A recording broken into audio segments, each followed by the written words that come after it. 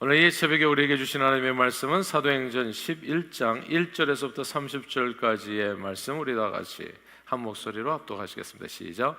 유대에 있는 사도들과 형제들이 이방인들도 하나님의 말씀을 받았다함을 들었더니 베드로가 예루살렘에 올라갔을 때 할례자들이 비난하여 이르되 내가 무 할례자의 집에 들어가 함께 먹었다 하니 베드로가 그들에게 이 일을 차례로 설명하여 이르되 내가 욥바시에서 기도할 때 황홀한 중에 환상을 보니 큰 보자기 같은 그릇이 내 귀에 매어 하늘로부터 내리어 내 앞까지 드리워지거늘 이것을 주목하여 보니 땅에 네 발 가진 것과 들짐승과 기는 것과 공중에 나는 것들이 보이더라.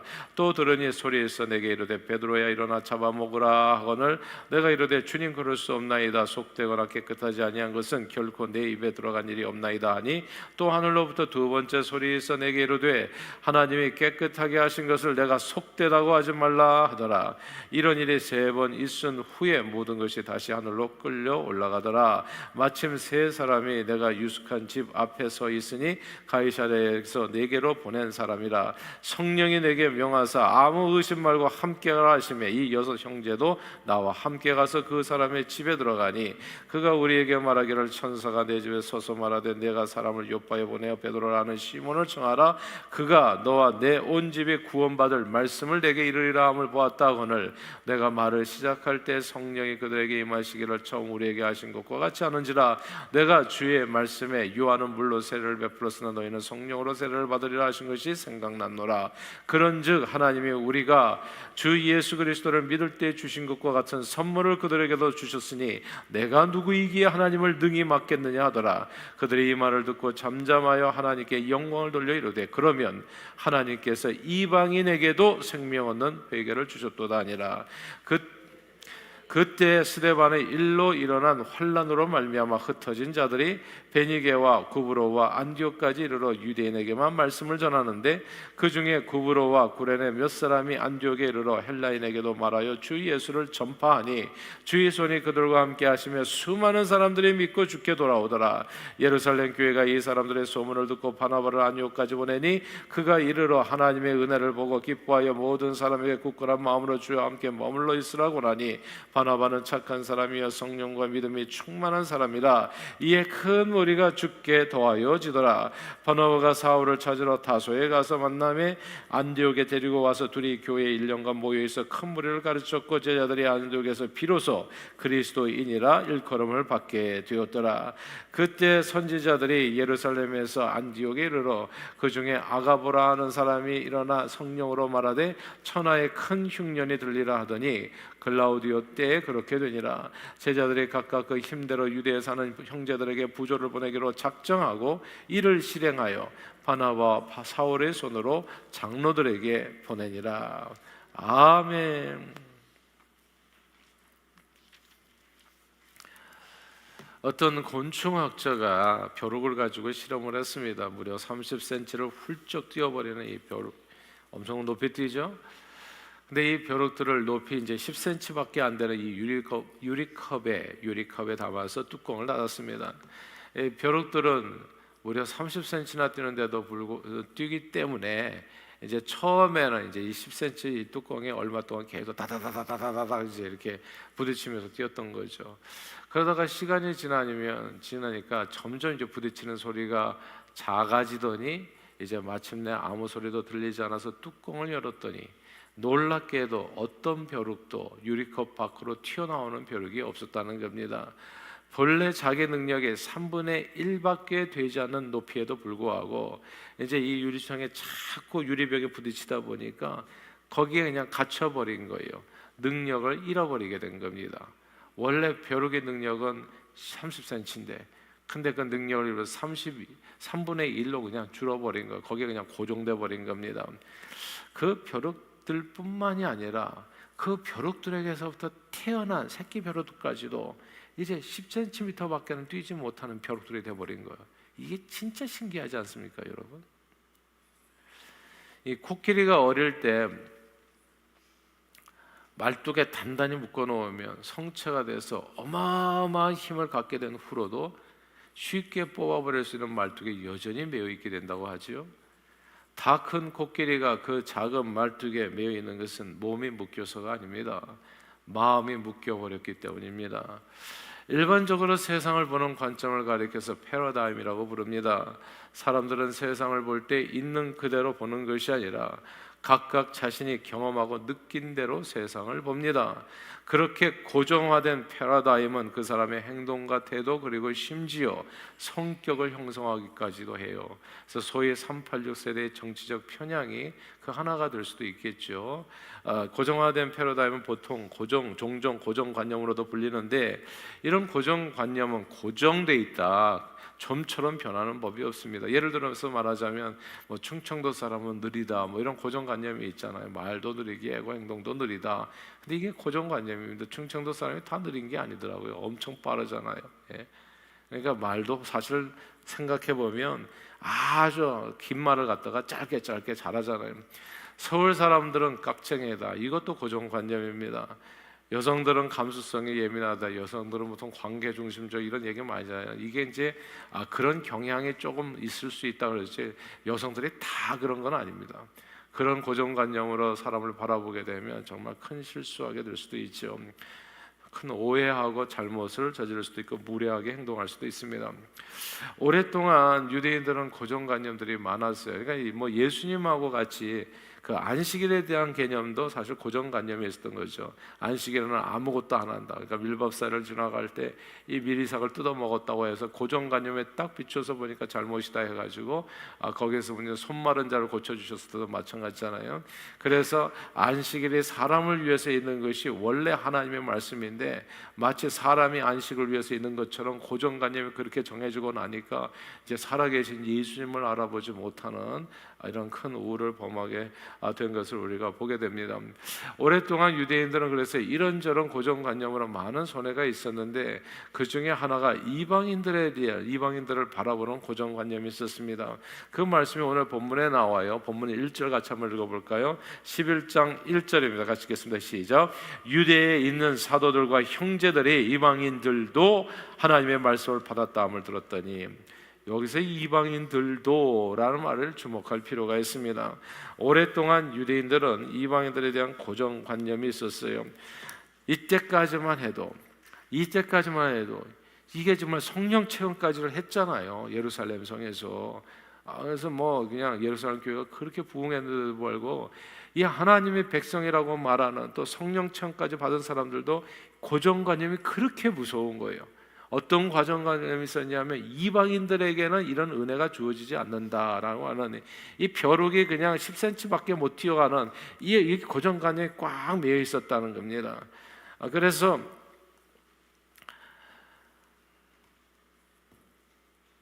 할례받은 거룩한 백성인 하나님의 말씀을 가진 유대인들은 하나님이 누군지도 모르고 할례받지 못한 이방인들과 어울려서는 안 된다고 생각한 거죠. 같이 밥도 먹어서는 안 된다.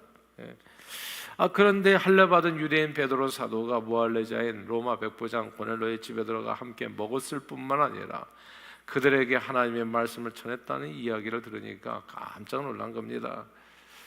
할례받은 유대인은 무할례자인 일방인들과 어울려서는 안 된다라고 하는 이 고정관념, 이 패러다임이 이게 너무나 큰 충격을 받게 된 거예요. 이 베드로의 하나의 그 액션을 통해 가지고 이런 고정관념 가운데 갇혀 있으니까 예수님이 아무리 온 천하에다 돌아다니며 만민에게 복음을 전하라고 그 만민이 다 유대인으로밖에는 생각이 안 된 거죠. 너희는 가서 모든 족속으로 제자를 삼으라. 모든 족속도 그냥 다 흩어진 디아스포라 정도로 생각을 한 것이지 다른 민족이라고 이 아무리 대위임 명령을 줘도 마치 유리병에 갇힌 벼룩처럼 말뚝에 매인 코끼리처럼 자신이 정한 어떤 한계에 매여서 유대인 그리스도인들이 그 한계를 뛰어넘어가라는 하나님의 명령에 순종하기는 너무너무 어려웠던 겁니다. 베드로 사도가 어려웠으면 다른 사람은 말해서 못하겠어요. 다 너무 말이 안 되는 겁니다. 근데 그들 중에 벼룩 한 마리가요 10cm 한계를 툭 튀어넘어가지고 유리병 바깥에 가버린 거예요. 그게 베드로인 겁니다. 베드로. 그러니까 유리병 안에 있었던 이 많은 벼룩이 아니라 이 유대인 그리스도인들이 깜짝 놀란 거예요. 너 어떻게 거기 나갔냐? 어떻게 밖에 나갈 수가 있지? 유리병을 어떻게 벗어났냐? 그게 옳은 거냐? 이렇게 된 거예요. 갑론을박이 시작된 유리병 안에 갇혀있던 이 벼룩들이. 오늘 본문은 그래서 유대인의 고정관념이 어떻게 무너지고 결국 이방인들에게도 복음이 전해져서 하나님께서 그들에게 생명 없는 회개를 주셨다는 사실을 어떻게 인정하게 되는가를 설명해 주는 내용이거든요. 그리고 언제나 그래요. 이 말씀이 굉장히 중요합니다. 언제나 그리스도인들이 고정관념을 깨는 것은 우리 스스로가 아닙니다. 사실은 우리 스스로가 아니라 오늘 본문에 우리 고정관념을 깨시는 분이 누군가가 오늘 본문에 나와요. 우리 12절 한번 같이 한번 읽어볼까요? 11장 12절입니다. 함께 읽겠습니다. 시작. 성령이 내게 명하사 아무 의심 말고 함께 가라 하시매 이 여섯 형제도 나와 함께 가서 그 사람의 집에 들어가니. 아멘. 선교는 성령님이 하시는 겁니다. 정말 그래요. 야, 제가 예전에 터키에 가서요, 선교를 잘하시는 분하고 이렇게 선교지에서 잘 안 되시는 분하고 차이가 있다는 것을 알았어요. 그게 딱 패러다임인데, 오히려 이렇게 어떤 경우에 다 이것도 일반화하기는 어려워요. 그러니까 어떤 제도권 속에서 이렇게 제대로 훈련 받으신 분들이라고 얘기해야 되나? 그분들은 오히려 어떤 패러다임이 있더라고요. 선교회지에 대한 패러다임이. 그래서 그걸 벗어나지 못하고 오히려 그래서 선교 사역에 장애가 되는 것을 많이 봤어요. 근데 그 때로는 이것도 또 고정관념이 될 수 있어서 좀 조심해야 되는데, 근데 때로는 이것저것에 이렇게 구애받지 아니하고 성령의 인도함을 받아, 이것도 굉장히 좀 위험한 말일 수 있는데, 근데 거기에 성령의 인도함을 받아 기도하면서 마구 이렇게 또 이렇게 그냥 부딪혀서 하시는 분들 가운데서는 의외로 더 벽을 깨트리는 분들이 있어요. 그러니까 이게 이 미국에서 얘기하기는 좀 어려워. 우리 여기는 이제 일종의 어떤 우리가 다 제도권 안에 살아가기 때문에 여기서 얘기하면 좀 위험한 얘기가 될 수 있는데, 선교 현장에서는 그런 일이 종종 일어나요. 진짜 병자가 낫는 일도 벌어지고, 귀머거리가, 그러니까 이제 청각 장애인의 귀가 열리는 일도 벌어지고, 보통 이렇게 제도권 안에서 우리가 이렇게 병원 다니면서 하는 속에서는 잘 일어나지 않은 일들이 선교지에서 일어나는데, 제도권 안에서 훈련받았던 사람들은 거기에 다 이렇게 닫아버리더라고요. 예. 그런 이 신비한 역사를 우리가 저 자신을 포함해서 얘기하는 겁니다. 이건 굉장히 좀 약간 위험할 수도 있다는 거. 근데 이걸 튀어넘어가게 되어졌을 때 하나님의 복음이 더 강력하게 전파되는 것을 많이 보게 돼요. 성령이 내게 명하사, 이게 진짜 이게 해석이 좀 어려운 부분이에요. 성령이 어떻게 말씀을 하셨다는 거지? 예. 성경을 읽을 때 이제 이렇게 말씀하셨나? 아니면 이렇게 어떤 이렇게 속삭이는 얘기로 하셨나? 이런 게 되게 애매모호한 내용들이에요. 근데 아무튼 성령이 명하셨어요. 그러니까 사람이 고정관념을 깨는 것은 뭐 아주 이렇게 그래도 이해하기 쉽게 말씀드리냐면 하나님의 역사라는 얘기입니다. 성령이 내게 명하사, 예수님의 수제자인 베드로조차 이 유대인 우월주의라는 고정관념에서 벗어나지 못했어요. 그는 다른 유대인들처럼 이방인에 대한 편견이 있었고, 그들과 함께 어울려서 그들에게 복음을 전할 수 있다는 생각은 정말 꿈에도 전혀 하지 않고 살았었습니다. 그러나 기도 중에 부정한 짐승을 잡아먹으려는 환상 가운데 로마 백부장 고넬로의 초청을 받게 되고, 이것이 다 베드로가 원해서 한 일이 아니죠. 이게 베드로가 의도해서 한 일이 아니에요. 이게 다 기도하는 가운데 환상을 보고, 또 환상이 끝날 점에 또 마침 눈을 두들겨 해요. 나가 보니까 로마 백부장 고넬로가 보낸 하인들이 있었던 거예요. 초청을 받게 되고, 초청을 받았을 때 또 무슨 신비한 음성을 들은 거예요. 아무 의심하지 말고 함께 가라는 성령님의 음성을 받게 되고, 그러니까 이게 자기 의지와 자기 계획과 자기 전략에 의해서가 아니라 더 이상 자신의 패러다임이 아니라 고정관념이 사라지는 그 순간에 이끌려가게 되거든요. 이게 마치 어떤 현상이냐면, 예루살렘에서 야고보 사도가 순교한 후에 이제 헤롯이 감옥에 가두잖아요. 베드로를. 감옥에서 자기 힘으로 튀어나온 게 아니에요. 자기 능력으로 나온 게 아닙니다. 성령님의 인도하심으로 비몽사몽간에 정말 내가 이게 꿈인가 생신가 알지 못하는 사이에 옥문이 하나씩 열린 거예요. 이 유리병 안에서 자기 의지로 벼룩이 튀어나온 게 아니라는 거예요. 그냥 어느 순간에 자기도 모르게 비몽사몽하니까 유리병 밖에 자기가 있는 거예요. 자기도 모르는 사이에 옥문 밖에 서게 된 겁니다. 자기도 모르는 사이에. 이방인에 대한 고정관념에서 벗어나서 자기도 모르는 사이에, 나 왜 여기 있는지도 모르는 사이에 내 앞에 있는 사람들이 이방인 고넬로의 가족이에요. 자기도 모르는 사이에 성령이 이끌려서 말씀을 전할 때, 또 그 사람들이 다 성령 하나님의 구원의 역사를 체험한 거예요. 이게 이제 하나님의 역사입니다. 이게 우리 교회도 단기 선교를 참 많이 하는데요, 선교를 꿈꾸는 사람은 항상 내 능력 외에 하나님을 의지해야 됩니다. 이게 아니면 이게 진짜 선교가 인간적인 그 계획으로 진행되게 돼 있어요. 그러니까 우리가 하는 기본적으로 그게 다 필요 없다는 게 아니라 훈련이 필요해요. 그러나 그것만이 아니라는 거예요. 그래서 우리가 선교 나가기 전에 항상 하는 얘기가 있잖아요. 선교는 기도다. 기도다. 나는 기도 없이 선교하려고 하는 사람들은 되게 좀 불안하게 느껴져요. 그 인간적인 일을 풀어놓고 올 거예요, 아마 틀림없이. 근데 그게 아니에요. 기도예요, 기도. 성령이 인도함을 받아야 됩니다. 하나님의 역사가 나타나야 되는 현장에서. 그래야 영원히 구원을 받아요. 아니면 그냥 진짜 보따리 장사하고 오게 돼 있어요. 뭐 도움을 주는 거, 그건 누구나 할 수 있는 일이에요. 우리가 정작 하고 싶은 게 뭡니까? 예수 복음을 전하는 거거든요. 예수 복음을 들어야 삶과 인격이 변하고 그 어두운 세상에 빛이 비추고 그 세상이 달라질 수 있는 거거든요. 근데 예수 복음이 그들의 심령이 신기게 하는 길은 유일하게 성령의 역사예요. 그거는 성령의 역사. 말씀을 전할 때 성령이 임해야 돼. 성령이. 이게 기도인 겁니다. 기도. 이 베드로가 이렇게 성령의 인도함을 받아가지고 복음을 전해서 이게 이 하나님의 역사, 구원 역사 나타나게 되니까 이방인에게도, 그러니까 베드로가 물꼬를 튼 게죠.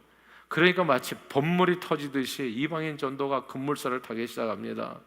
오늘 본문 19절 이하에 보면요, 복음이 어떻게 유대인에게서 이방인에게 급속하게 전해지게 되었는지를 설명해 줘요. 유대인 중심의 예루살렘 교회는 쇠락해지고, 그래서 이 선교는 제가 늘 드린 얘기지만 이게 유명한 어록 중에 하나죠. 전도는 교회를 부흥시키지만 선교는 교회를 건강하게 한다고요. 교회가 건강하게 성장하려면 뚱뚱해지는 것 말고 그냥 비대하게 사람들만 많은 게 무슨 그게 부러워할 일입니까?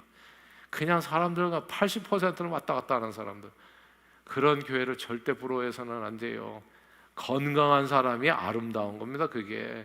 근데 이게 교회가 건강해지는 유일한 길이 가만 보니까 이게 하나님의 성령의 인도를 받아. 선교를 하려다 보니까 기도를 안 할 수가 없어요. 성령을 의지하지 않을 수가 없어요. 하나님의 인도함을 받게 되는 삶이 이루어지더라고요.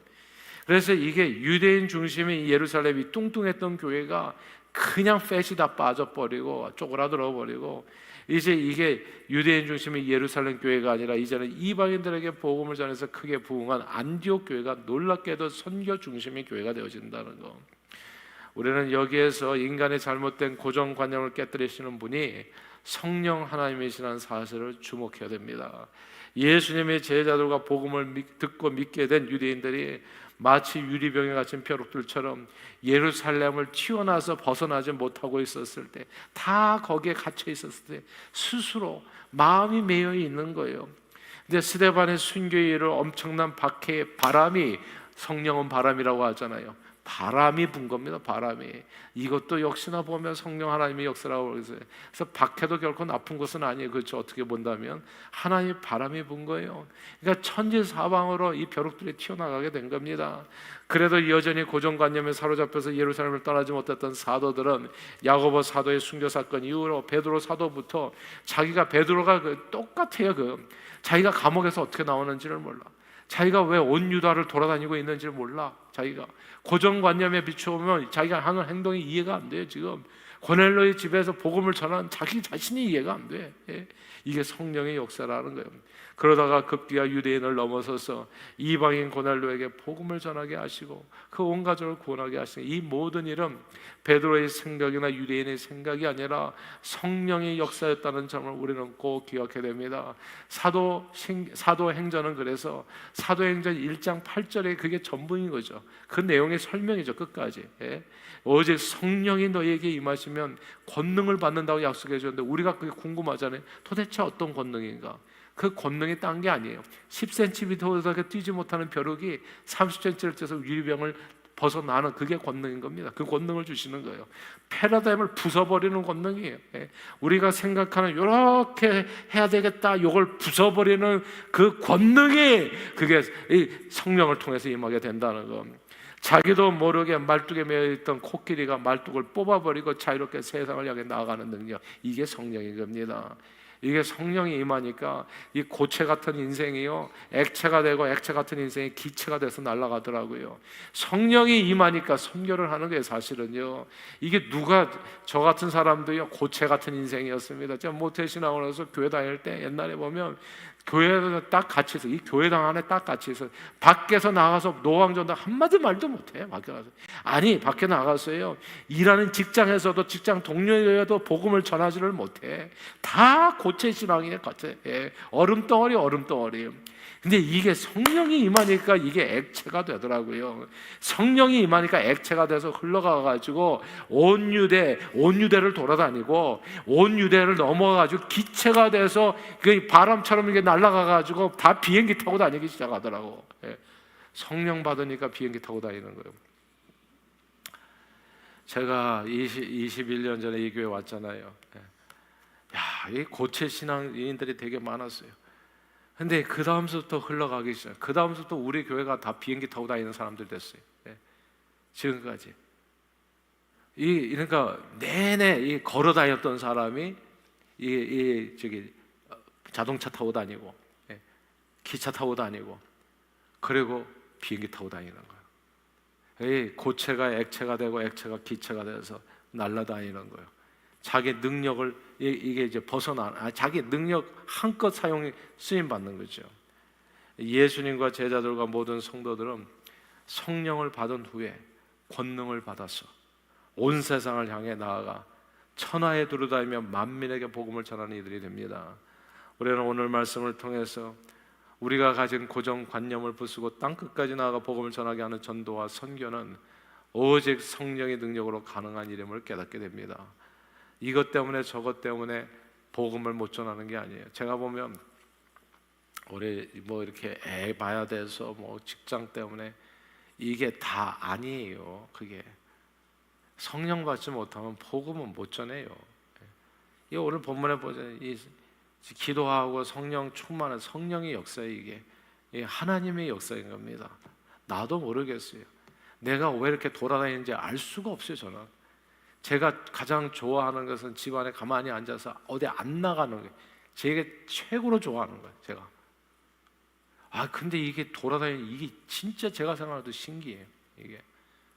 이게 성령 받으면 일어나는 일입니다. 그러므로 늘 성령 충만을 강구하셔서 성령 충만하심으로 주님의 부르심을 따라 예루살렘과 온 유대와 사모리아 땅끝까지 이르러 하나님 나라의 영광을 위해서 많은 영혼들을 주님 앞으로 인도하는 일에 존귀하게 쓰임받는 저와 여러분들이 다 되시기를 주 이름으로 축원합니다. 기도하겠습니다. 하나님 아버지 고맙고 감사합니다. 오늘 말씀을 통해서 우리가 가진 고정관념을 다 부수고 땅끝까지 나아가게 복음을 전하게 하는 이 전도와 선교는 오직 성령의 능력으로만 가능한 이름을 깨우쳐 주셨사오니 늘 안전하 서나 성령 충만을 강구하여 성령님께 붙들림 받은 하나님의 인도함을 받는 선교의 열매를 풍성하게 맺어 하나님의 기쁨이 되는 하나님의 권속들이 다 되어지도록 우리의 발걸음을 온전히 주장해 주옵소서. 감사 찬송 영광 돌려 이 모든 말씀 예수 그리스도 이름으로 기도하옵나이다. 아멘. 우리